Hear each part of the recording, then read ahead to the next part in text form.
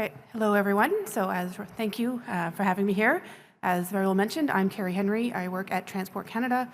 I am a regulator. I'm the bureaucracy, who many of you hate. I have spent almost 30 years writing regulations, but hopefully we'll get this one right.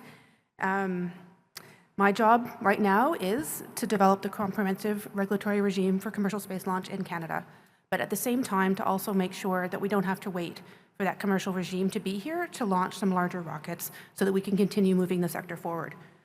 Like General Horner, my department didn't really want me to be here today because of the election, so I also was asked to submit what my speaking points were going to be. I actually did. So as a result of that, I'm going to be speaking to what we have done so far, what exists today. I can't speak to the future. That will have to be something that hopefully in the near term I'll be able to speak about, but I'm happy to talk about what exists now. And I hope you'll also forgive me. Because of that, I will also look at my notes more than I normally would for a talk like this.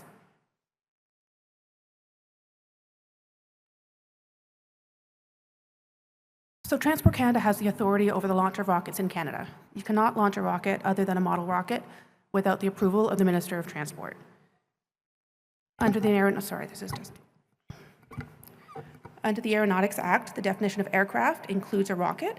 As such, rockets fall under the Canadian Aviation Regulations and the Canadian Aviation Security Regulations. In the case of the security regulations, the CASERs, they're Part 7 other aerodromes. So that means that rockets are aircraft and spaceports are aerodromes. That's how we regulate them. In the case of the Canadian Aviation Regulations, however, there's also a clause in them that says nothing applies to rockets unless we say it applies to rockets. And then there are two elements that do apply to rockets. The first is that no person shall launch a rocket, as I mentioned, without the approval of the Minister of Transport. And then the Minister of Transport may approve a launch if it's not likely to affect aviation safety and if it's in the public interest. Transport Canada has been approving amateur rockets under these two clauses for years. And you can find guidance online for how to demonstrate to Transport Canada that you meet these two criteria. Commercial space launch is different from amateur rockets that we've approved in the past. It's bigger risks, there's more liability, it's more costly, it has payloads. But at this moment, the legal approach is similar. It's up to the operator to demonstrate to Transport Canada that those criteria will be met, that's in the public interest and unlikely to affect aviation safety. It's obviously a big ask for you to just figure out how to do that. So what Transport Canada has done is we've worked with industry and other government departments and some international counterparts to develop some guidelines to support applications. We've also worked on the supporting program behind the scenes so that we have the right conditions of when an application comes in, we'll be able to review that application and make a decision. This is a depiction of a successful launch application process. It's similar to the one we've had in place for years for high-powered rockets, but longer due to the different risks and liabilities. So step one, as we've learned from other launch states, pre-application discussions with prospective launch operators is the longest part of the process. So that yellow number 1 is longest on purpose in the diagram. There's always the potential to reach out to the Government of Canada on any topic to talk about an upcoming regulated activity. It's no different here, but we've also have an official informal consultation process where you can ask to have an informal discussion with the Government Canada, with Transport Canada, and other government departments. So Transport Canada can help facilitate access to other departments you might need to meet with, because you have to meet all of the existing rules and requirements in Canada. So if you have a spectrum requirement, you have to meet that. If you need an import-export license, you'll still have to meet that. So one thing that we are offering is that if you're having trouble meeting some of those requirements, we're happy for you to come in. We have the contacts in other government departments, and we can have a meeting to go through whatever your issue is. Step 2, once the applicant is ready to submit an application, there is an official step where Transport Canada determines whether or not it is complete. And if it's not, you have the applicant has the opportunity to provide more information. International experience suggests that the timeline associated with this step is very variable and depends primarily on how familiar the applicant is with the process, which is why step 1 is so important. That is the opportunity for us to help the applicant learn the process and hopefully make step 2 a little bit faster. In terms of step 3, all right, I just hit something I shouldn't have on my screen. So step 3, Once Transport Canada determines that the application is complete enough, we initiate a formal internal review. And as part of that review, we share the information with a number of other government partners. And what we're going to ask the government partners to do is two things. Is one, identify any necessary conditions to be met before launch. For example, they might identify that an import permit is needed, because some import permits you may not be able to get until we've approved our launch, because you're not going to be able to import certain controlled goods if we haven't said you're allowed to launch it here. So there's some steps have to come before others, but before we approve a launch, we want to know that you are aware of and you will meet these other requirements. We'll also ask the other government departments to provide a recommendation on whether or not a launch should be approved.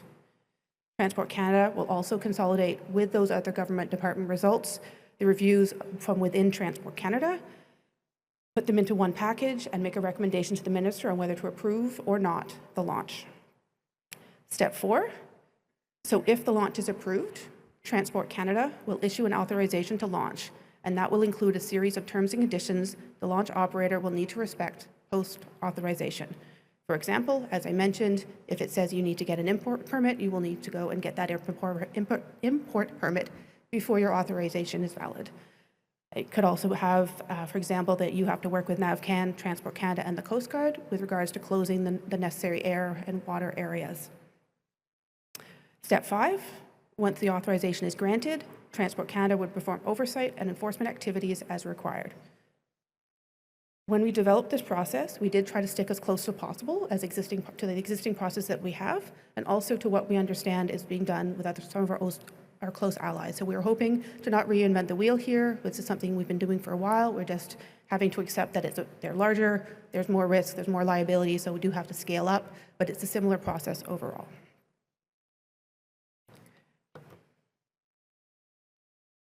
So after significant consultation and consideration of international best practices, Transport Canada structured its reviews of the authorization to launch in a series of reviews.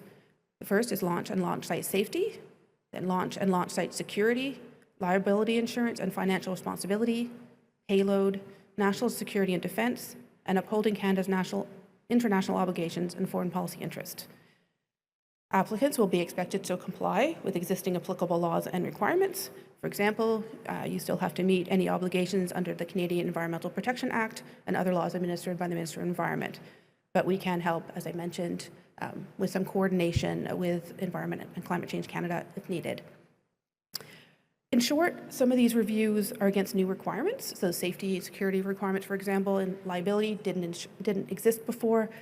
So we will need to respond to those requirements we set out, and others are more about Transport Canada establishing the internal ability to review, and that is more to the national security defense, the payload, and international obligations. So the work that we did there was more about setting up internally so that we're as a government, able to review the application. I will say a little bit about consultation. So we consulted with our consultation with interdepartmental partners was critical to the development of this, and a lot of processes. There's a lot of departments here today. Thank you for working with us to develop this, and it will guide our internal process to review applications.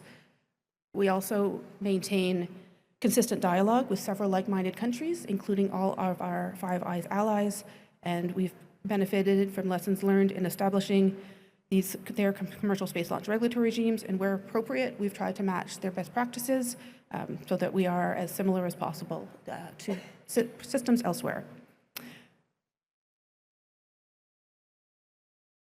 A little bit more detail on what these reviews mean. So in terms of safety, Transport Canada modeled our approach on US Part 450 and 420. There are substantial requirements to ensure that any approved launch will not affect aviation safety and will be in the public interest. For example, there'll be requirements to demonstrate that hazards have been mitigated below the risk threshold. There'll be rules on flight termination, hazard areas to be closed, toxic mitigation, for example. There's a long list. We did also have to make some adaptations from the U.S. approach to accommodate the Canadian regulatory environment. For example, we worked with Natural Resources Canada to adapt their explosive site plan requirements so that worked with the additional requirements we wanted to put on for commercial space launch. Initial draft was shared with all government partners and with prospective launch operators to promote general awareness among potential applicants and to solicit feedback on appropriateness and feasibility of the requirements. A revised draft of the safety requirements, which in addition to including stakeholder input, will include an approach related to the disposal of upper stage rockets and will be included in the next iteration for consultation. In terms of the security review, we are working to finalize a draft of the launch and launch site safety security requirements. These procedures will set out the minimum security requirements that operators will have to expect it to meet, such as developing a plan that identifies and the procedures employed to mitigate them. Access controls, technology safeguards, and the creation of restricted and segregated areas would also be requirements in this section. Liability insurance and financial responsibilities. So we are still working with government partners to finalize this. I did hear mention there's a lot of interest in hearing what we have to say on liability and on insurance. So we have been looking closely with the approaches that international allies have been doing with regards to determining the maximal probable loss related to a proposed launch. And we've been speaking to a number of the players in the insurance market. So we hope what we first propose will be something that is close to hitting the mark, but unfortunately I can't speak to the exact proposal at this moment. In terms of payload, the Canadian Space Agency is, in addition to providing their expertise on a lot of things for this work, are responsible for leading the government's efforts to establish a process to review the proposed payloads against key considerations, including mitigating at-fault liability and reputational risks to Canada, and taking into account the growth of Canada's space sector, national security, foreign policy interests, and international obligations to Canada. In addition to using licensing regimes of existing statutes for Canadian payloads where possible, for example, the Remote Sensing Space Systems Act and Radio Communications Act, the Canadian Space Agency is also examining how to take into consideration foreign payload licensing regimes for foreign payloads launched from Canada. National security and defense, probably fairly obvious, we'll be doing a review to make sure that we don't launch something that is against Canada's national security or our allies. International obligations and foreign policy. Similarly, we're working with government partners to establish a review process to assess whether the proposed launch aligns with our international obligations, such as our obligations under the Outer Space Treaty. We'll make sure we don't launch anything that has sanctions against it, things like that. There will be an interdepartmental review process, and during that process, we'll be asking our partners to identify which of their requirements apply to the applicant and where that applicant is in the process for those, whether there's anything further that needs to be done. This is how to get in contact with us. There's two things on there. There's a generic email address and mine. If the question is about our specific launch requirements, or if you want to apply, use the generic address. That's the best place for that to go. But I'm happy for other questions about the program and how we're developing and where we are. You can reach out to me directly. A small thing I have to say, we did catch a typo in our previous generic address. You can use either one. The old one still exists, still works, but the answer will come from this one. And I will say a very important point, if anyone in here who I haven't already spoken to is thinking they would like to launch something from Canada in the next couple of years, please reach out. Very much would like to have you on our list of stakeholders and get you, so we can talk about what the requirements you'd have to meet are and start kind of those informal discussions that are at the start of the process.